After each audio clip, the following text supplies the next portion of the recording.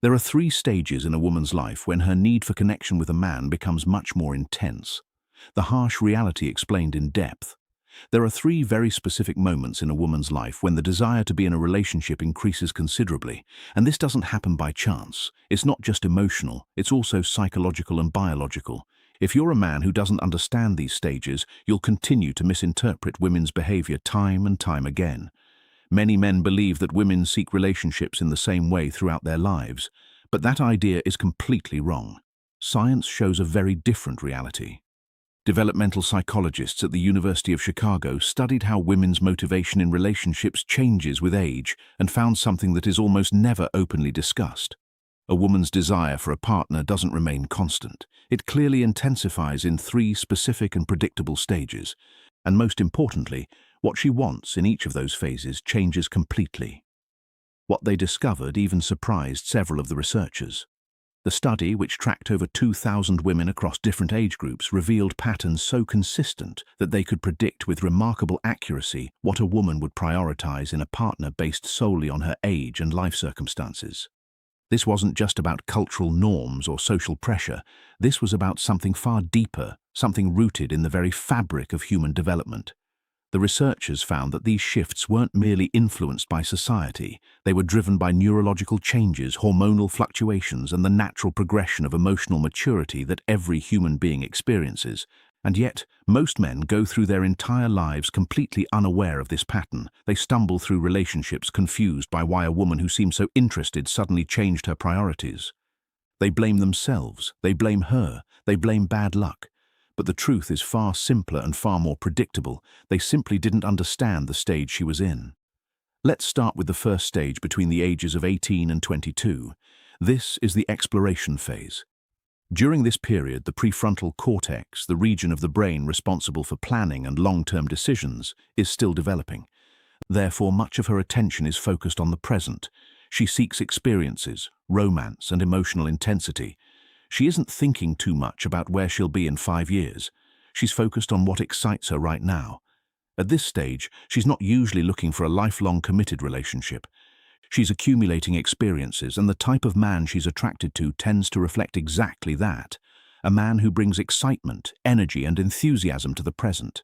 She's drawn to novelty, to the thrill of new connections, to the electricity of a first kiss or a spontaneous adventure. This is the stage where emotions run high and logic often takes a back seat. She's learning about herself through her interactions with others. Every relationship, every flirtation, every heartbreak is a lesson. She's not just dating, she's discovering what she likes, what she doesn't like, and who she wants to become. The men who succeed at this stage are the ones who understand that they are part of her journey, not the destination. They don't try to lock her down or pressure her into commitment. They enjoy the ride, they bring energy and excitement, and they let her come to her own conclusions about what she wants. But this is where everything starts to change. Because around the age of 23, something begins to shift. The prefrontal cortex, that part of the brain responsible for long-term planning, finally reaches full maturity. And suddenly, the future doesn't seem so far away anymore. The carefree exploration of her early, clears-throat 20s starts to feel less satisfying. She begins to wonder what comes next, and that wondering sets the stage for the second phase.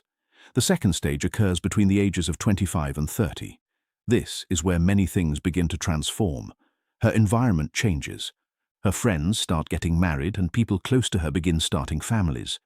At the same time, what many call the biological clock, something neuroscientists confirm exists and is not simply a social myth, begins to create a silent but constant sense of urgency.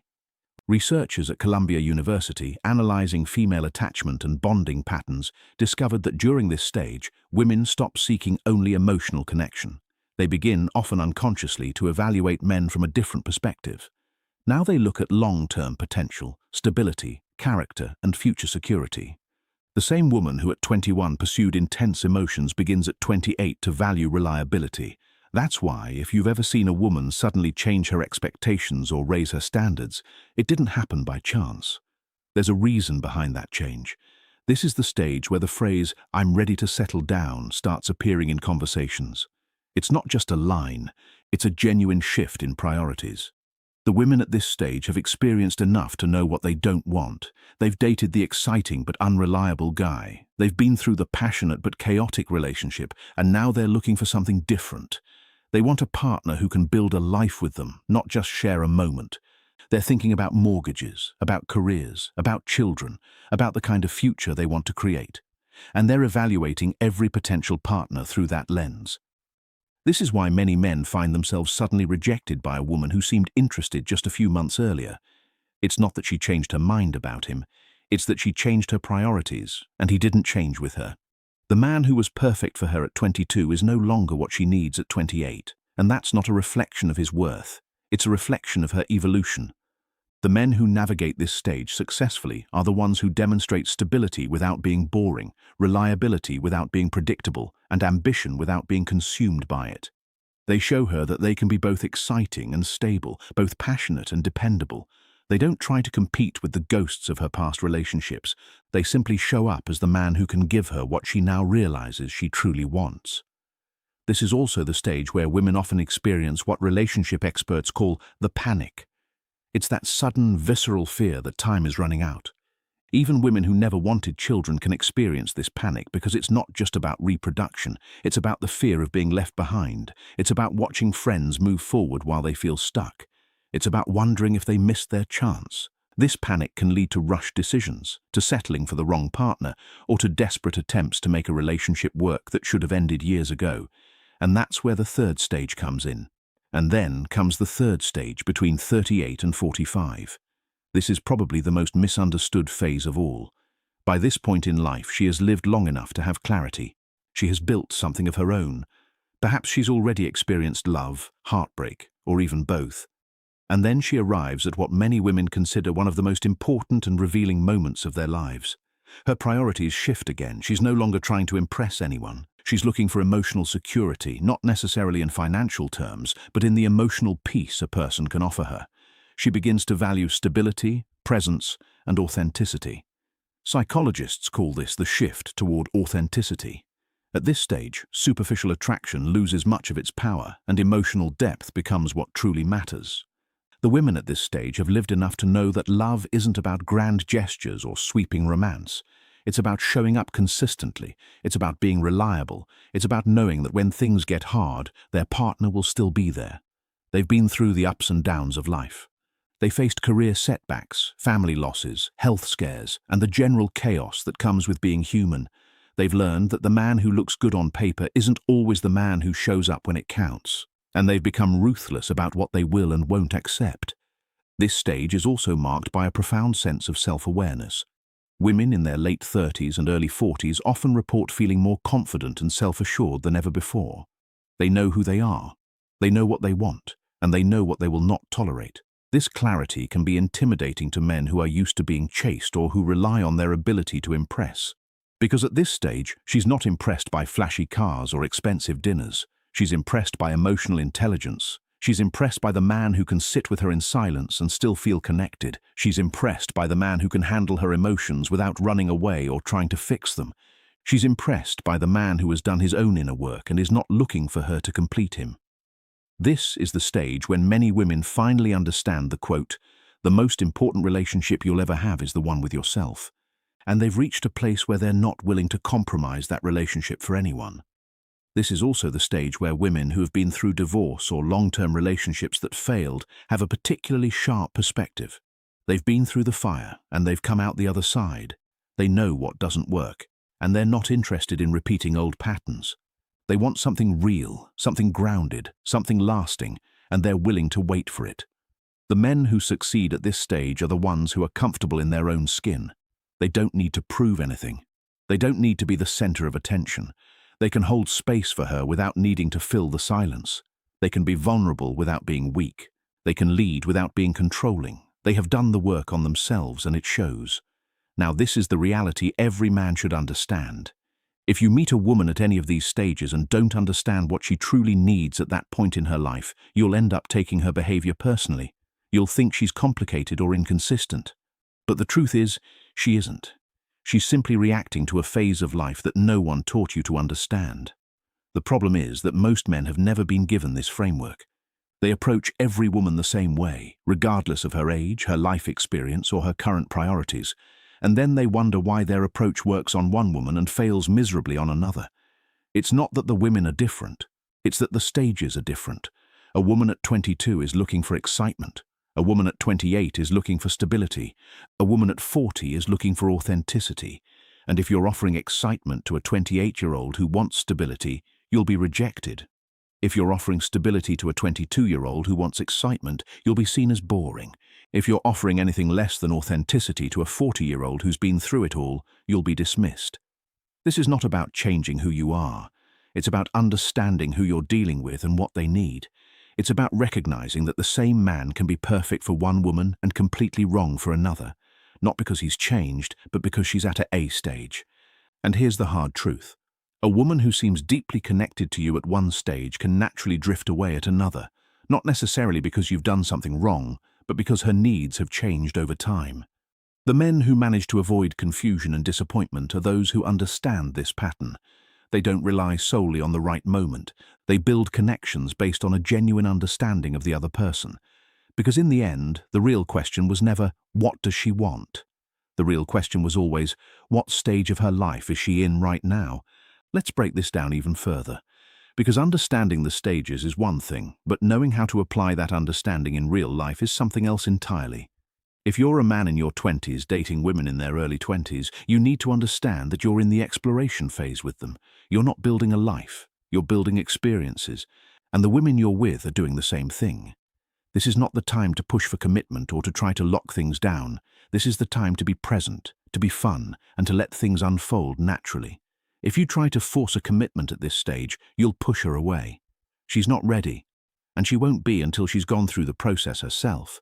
If you're a man in your late 20s or early 30s dating women in that same age range, you need to understand that the game has changed.